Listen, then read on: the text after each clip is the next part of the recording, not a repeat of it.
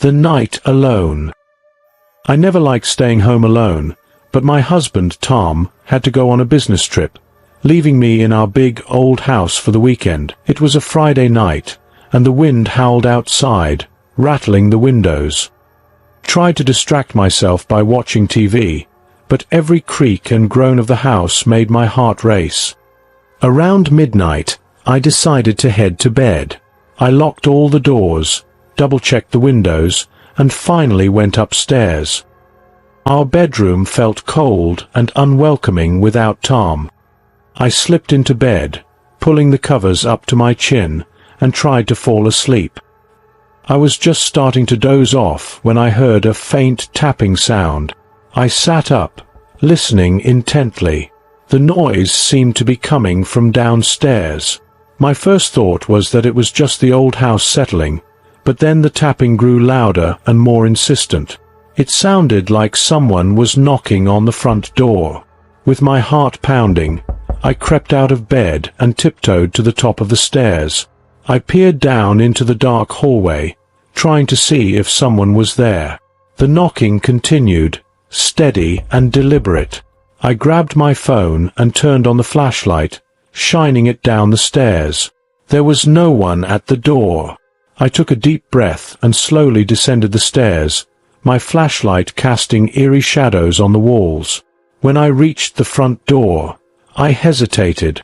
The knocking had stopped, and everything was eerily silent.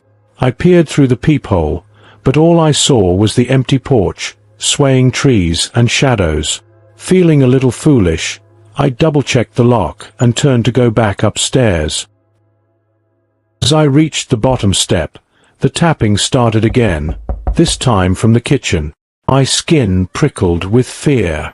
I clutched my phone tighter and cautiously made my way to the kitchen. When I entered, the room was empty, but the knocking continued, louder and more urgent. It was coming from the pantry. My stomach churned with fear, but I had to know what it was. I inched closer, my flashlight trembling in my hand. I flung open the pantry door, and the knocking stopped instantly. My flashlight illuminated the shelves, stacked with cans and boxes, but nothing seemed out of place. I let out a shaky breath, convinced it was just my imagination. I closed the pantry door and turned to leave when I heard a whisper, barely audible. "I'm here." I froze, my blood running cold. The whisper came from right behind me. I spun around, shining my flashlight wildly, but there was no one there. My heart pounded in my ears, and I backed out of the kitchen, keeping my eyes on the pantry door. As I stepped into the hallway, the door slammed shut with a deafening bang. I screamed, dropping my phone, the flashlight flickering out. In the darkness, I could hear footsteps, slow and deliberate, approaching me. I scrambled to pick up my phone, my hands shaking uncontrollably. The footsteps grew closer, and I felt a cold breath on the back of my neck. I bolted up the stairs, my mind racing with terror. I slammed the bedroom door behind me and locked it, my breath coming in ragged gasps. I dialed Tom's number, praying he would answer. After what felt like an eternity, he picked up. "Tom, something's in the house," I cried, my voice shaking. "Calm down, honey. What's happening?" I tried to explain, but the words came out in a frantic jumble. Suddenly, the line went dead. I stared at my phone in disbelief, and then the knocking started again, this time on the bedroom door. I backed away, tears streaming down my face. "Please, leave me alone," I shouted. The knocking stopped, replaced by a chilling silence. Then, the whisper came again. "I'm here." I pressed myself against the wall, trembling with fear.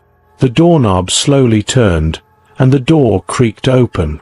In the dim light, I saw a shadowy figure standing in the doorway, its eyes glowing with malevolence. I screamed, covering my face with my hands. When I dared to look again, The figure was gone, but the room felt colder, darker. I stayed awake all night, huddled in the corner, my eyes never leaving the door. When morning finally came, I fled the house, waiting outside until Tom returned. I told him everything, but he struggled to believe me. We searched the house together, but there was no sign of an intruder. To this day, I can't explain what happened that night. But every time I'm alone in the house, I can still hear the whisper, "I'm here," and I know that whatever it was, it's still watching, waiting. The shadow in the house. John had left for his business trip early that morning, and I had the house to myself for the next 3 days.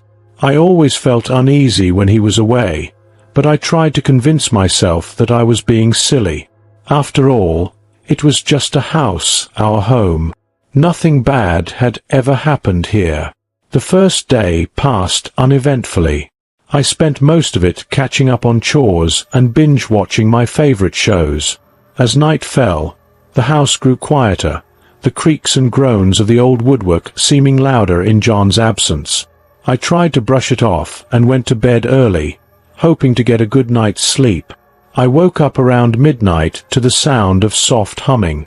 At first, I thought it was just the wind, but the sound was too melodic, too human.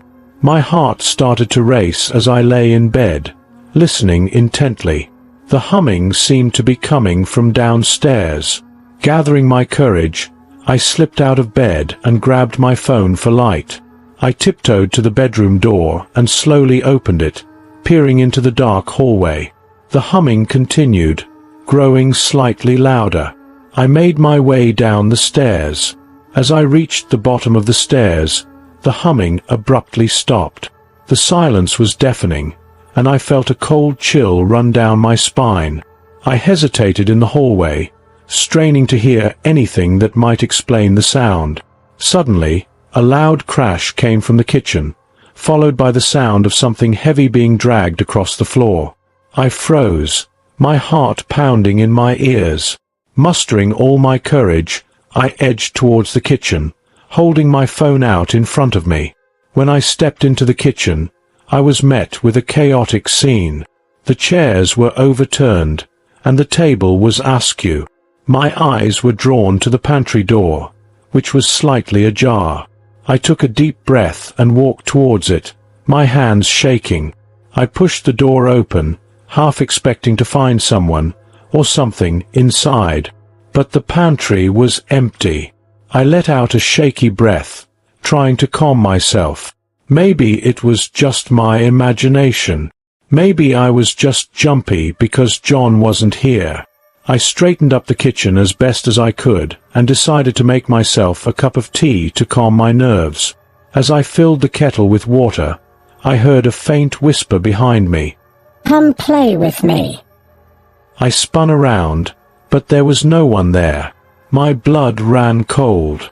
I quickly finished making my tea and hurried back upstairs, locking the bedroom door behind me.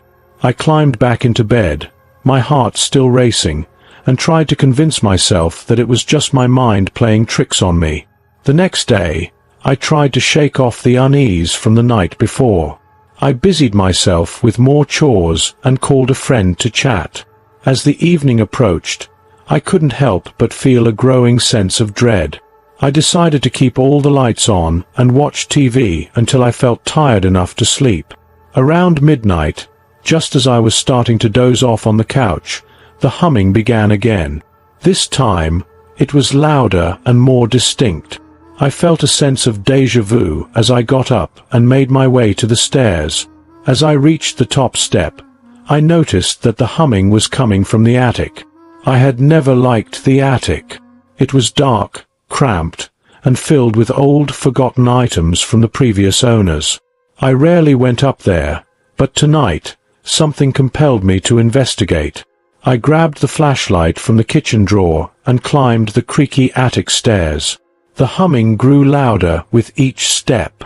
When I reached the attic door, I hesitated, my hand trembling on the doorknob. Summoning all my courage, I pushed the door open. The beam of my flashlight cut through the darkness, revealing dusty old furniture and stacks of boxes. In the far corner of the attic, I saw a shadowy figure. It was small, hunched over, and seemed to be the source of the humming. I took a step closer, trying to make out what it was. The figure suddenly stopped humming and turned to face me. I gasped, dropping the flashlight. In the brief moment before the light went out, I saw a pair of glowing, malevolent eyes staring back at me. I stumbled backwards, tripping over a box and falling to the floor. The attic was plunged into darkness, and I heard the figure's footsteps approaching. Panicking, I scrambled to my feet and bolted out of the attic, slamming the door behind me. I ran downstairs, my heart pounding, and locked myself in the bedroom. I called John, my hands shaking so badly I could barely dial his number. "John, something's in the house," I cried when he answered. Calm down, honey. What happened? He replied, sounding concerned. I tried to explain, but the words came out in a frantic jumble. John promised he would cut his trip short and come home as soon as possible. I spent the rest of the night huddled in bed, too scared to sleep. The next morning, I left the house as soon as it was light, driving aimlessly around town to pass the time. When John finally arrived that evening, I broke down in his arms, telling him everything that had happened. He was skeptical but understanding. Together, we went through the house, checking every room and corner. When we reached the attic, the door was wide open. My flashlight lay on the floor, its batteries dead. There was no sign of the shadowy figure, but the air felt cold and oppressive. We decided to stay at a hotel for the night, and John promised to have someone come and check the house for any signs of intruders. As we left, I glanced back at the house and thought I saw a figure standing in the attic window, watching us leave. Even now, months later, I can't shake the feeling that something malevolent still lingers in that house. John and I moved to a new place shortly after the incident, but sometimes, late at night, I hear that faint humming and see those glowing eyes in my nightmares. I know that whatever was in the house that night is still out there, waiting, watching.